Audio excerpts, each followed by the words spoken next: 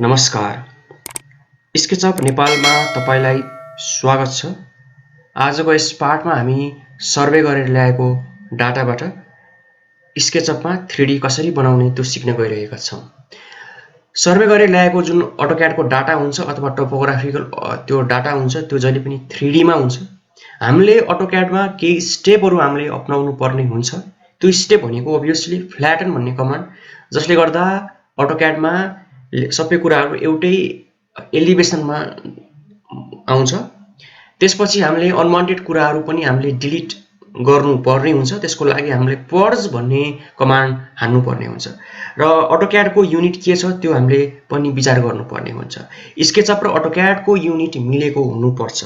यदि केही गरेर युनिट मिल्दैन भने भोलिको दिनमा साइजमा फरक आउँछ र गाह्रो हुन सक्छ। ओके, स्केचअपको पहिलो स्टेप भनेको युनिट मिलाउने। त्यसपछि हामीले क्रस चेक गर्ने। कुनै एउटा कुरा हामी अटोक्याडमा पनि नाप्छौं, स्केचअपमा पनि नाप्छौं, त्यो डिस्टेन्स चाहिँ बराबर आउनु पर्यो। यदि आएको छैन भने स्केलमा समस्या छ भनेर हामीलाई त्यसले इन्डिकेसन गर्छ। त्यसपछि हामीले अब फेस बनाउने हो। फेस बनाउने धेरै तरिकाहरु छ। अटोक्याडको लाइनको माथि लाइन तानेर पनि गर्न सकियो अथवा फेस बनाउनलाई बीच-बीचमा लाइन तानेर पनि गर्न सकियो अथवा प्लगइन युज गरेर पनि गर्न सकियो। तर अहिलेको टाइम ल्याप्समा तपाई देख्न सक्नुहुन्छ म बीच-बीचमा लाइन तान्दै छु र कुना-कुना यदि मिल्दैन भने त्यो कुनालाई मैले डिलिट गरेर म्यानुअली आफै एउटा कर्भ जस्तो स्मुथ बनाएर पनि गर्दै छु, जसले गर्दा मलाई फेस बनाउन सजिलो हुन्छ। यो फेस बनाउन मात्रै गाह्रो हो यो 3D बनाउनको लागि। त्यसपछि पुश गर्ने स्टेप त धेरै नै सजिलो छ। देख्न सक्नुहुन्छ म बीचमा लाइन ताने फेस बन्यो। अनि मैले फेस बनिसकेपछि मैले एउटा कलर दिए, किनभने भोलिको दिनमा धेरै फेस बन्छ। कुन फेस बन्यो, कुन फेस एक्टिभ हो, कुन फेस हो भनेर थाहा हुँदैन। त्यही भएर कलर दिएर काम गर्दा राम्रो। प्रोफाइल पनि अन गरेको छु किनभने प्रोफाइलले हामीलाई धेरै हेल्प गर्छ। जस्तै यहाँ देख्न सक्नुहुन्छ अनवान्टेड लाइनहरु चाहिँ अटोक्याडबाट आएको छ। यो स्टेप चाहिँ अटोक्याडमा गर्दा राम्रो, तर स्केचअपमा पनि गर्न सकिन्छ। डिलिट हानेर अलिकति टाइम लाग्छ भन्ने कुरा मात्रै हो। सिलेक्ट गर्दै डिलिट हान्ने नै हो स्केचअपमा अनवान्टेड कुराहरुलाई डिलिट गर्नको लागि। डिलिट हान्दा पनि भयो अथवा इरेजर टुलले प्रयोग गर्दा पनि भयो, एउटै कुरा हो।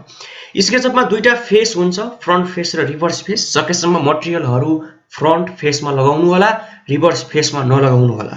त्यो नराम्रो बानी हो। भन्न त फ्रन्ट फेसमा चाहिँ मटेरियल लगाउनु होला।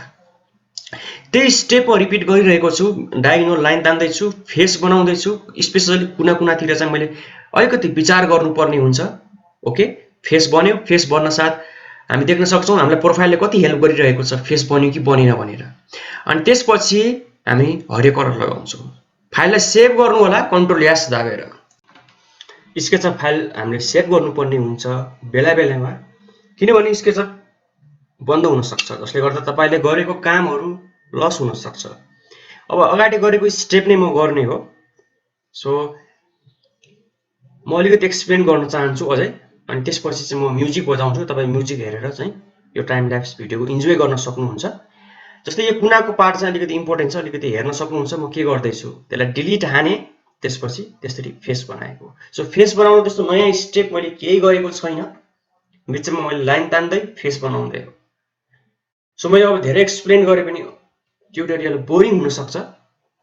सो अलिकति एक्सप्लेन गरेर म म्युजिक बजाउन चाहन्छु। अब त्यही कुनातिर आयो भने अलिकति ट्रायंगल जस्तो बनाएर तपाई फेस बनाउन सक्नुहुन्छ। यो अलिकति प्र्याक्टिसमा तपाईको डिपेन्ड हुन्छ फेस कसरी बनाउने भनेर, तर गर्ने तरिका भनेको यही नै हो। जस्तो कि यहाँ अनवान्टेड कुराहरु आएको रहेछ, त्यसलाई चाहिँ इरेजरले डिलिट गर्न सक्नुहुन्छ अथवा सिलेक्ट गरेर किबोर्डको डिलिट बटन दाबेर पनि तपाई अनवान्टेड कुराहरु हटाउन सक्नुहुन्छ।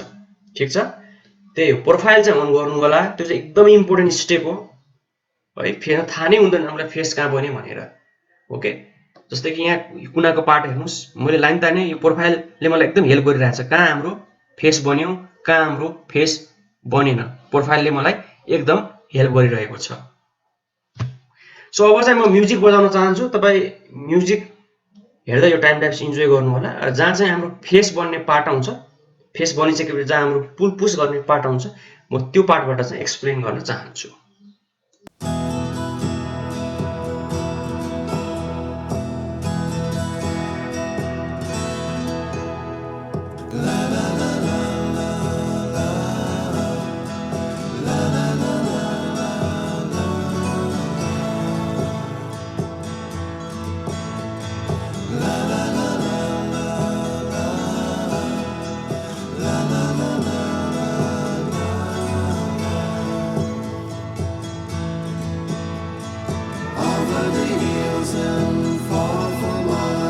She's waiting for love to be realized.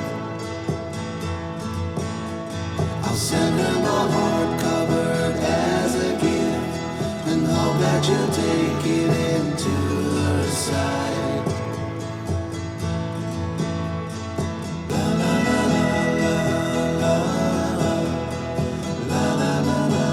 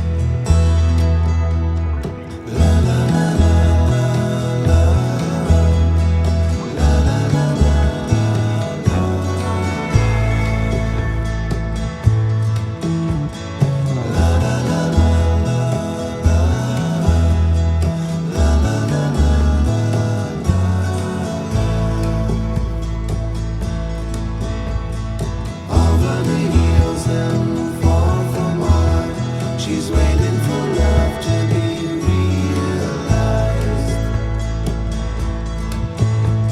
I'll send her my heart covered as a gift, and hope that you'll take it into her side.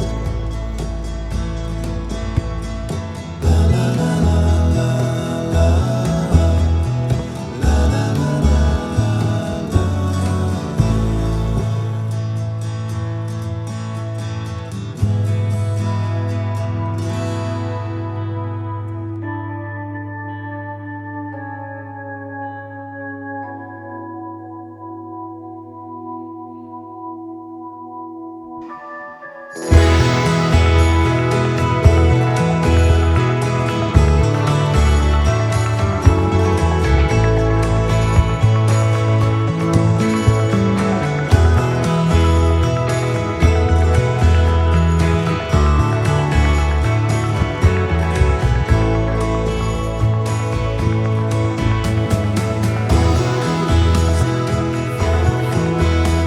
She's waiting for love to be realized.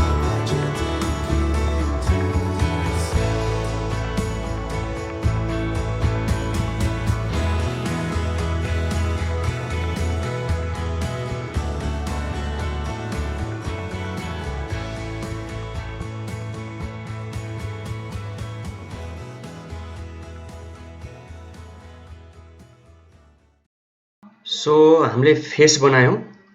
अब face बनिसकेपछि अब हामीले चाहिँ अटोक्याडको plan हेर्नु पर्यो सबसे lower लेभलको कुन हो। अहिलेको केसमा हाम्रो लोवर लेभल यताबाट हो, त्यही भएर त्यहाँबाट हामीले स्टार्ट गर्नु पर्यो। ओके, सो हाम्रो कन्ट्रोल इन्टरभल 1 मिटर छ। म प्रत्येक फेसलाई माथि पुस गर्दैछु 1 मिटर। त्यस्तो नयाँ स्टेप केही गरिरहेको छैन, जस्ट पुस गर्दैछु, पुस एन्ड ड्र्याग गर्दैछु। त्यसपछि फेरि मैले एउटा फेस र अर्को फेसको कन्ट्रोल इन्टरभल भनौँ 1 मिटर हो भने त्यो अनुसार मैले पुस गर्दैछु। यो स्टेप भनेको रमाइलो पनि हुन्छ र छिटो पनि हुन्छ। ओके, सो 1 मिटर मैले माथि पुस गरिरहेको छु। ओके, सो हामीले पुस गर्यौँ र हाम्रो 3D टोपोग्राफी हाम्रो जेनेरेट भयो। र मटेरियल चाहिँ म कुनै एउटा ग्रासको टेक्सचर दिन्छु। मटेरियल त जुन दिए पनि हुन्छ। सो यो भनेको अगाडि कपी गरेको थियो जसमा चाहिँ मटेरियल छैन, अनि यो हरियो भनेको चाहिँ हामीले मटेरियल दिएको हो। अब तपाईँ स्यान्डबक्स टुल गरेर पहिलो नम्बरको जुन छ फ्रम कन्टुर्स भन्ने पनि प्रयोग गर्न सक्नुहुन्छ। जस्तै कि जसले गर्दा चाहिँ हामीलाई एउटा नेचुरल टोपोग्राफी जसले चाहिँ हामीलाई दिन्छ, यो कन्टुरको नेचुरल टोपोग्राफी चाहिँ दिन्छ, त्यो पनि तपाईँ हेर्न सक्नुहुन्छ स्यान्डबक्स टुल प्रयोग गरेर। सो आजको यस पार्ट टाइम ल्याप्समा तपाईलाई सर्वे गरेर ल्याएको जुन अटोक्याडको प्लानबाट 3D बनाउन आयो। र ट्युटोरियल हेर्नको लागि धन्यवाद।